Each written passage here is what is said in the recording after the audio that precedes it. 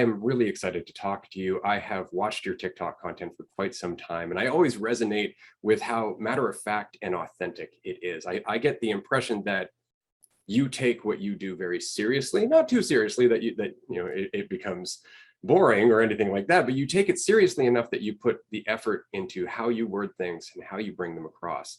And I think that comes back down to your perspective of the importance of self-dialogue.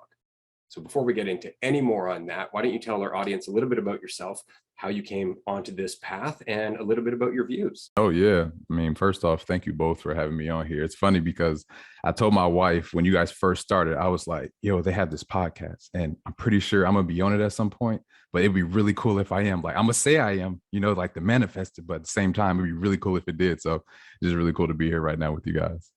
But yeah, like self-dialogue for me has been absolutely everything because I spent a majority of my life, I would call it like people pleasing or being a follower, trying to find space to fit in, to feel comfortable. Because as a small child, you're told the things that you might think that are outlandish or not normal, you're wrong and it's not the right way. So I really took that to heart growing up because I wanted people to like me.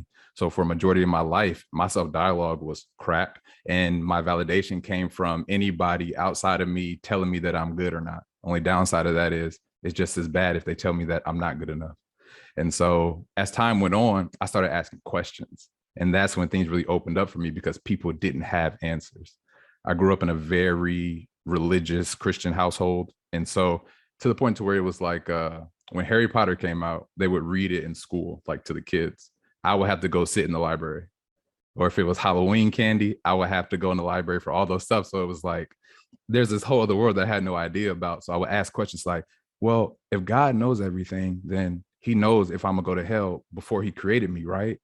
And he'd be like, well, you don't know the mind of God. And I'd be like, nah, this just does not make sense. Like, I don't like following something that people don't have answers for me for. And so that really opened me up to, well, the only thing that's been consistent with me throughout this whole time has been myself. And throughout my life, I've been through many different like medical trials and things like that.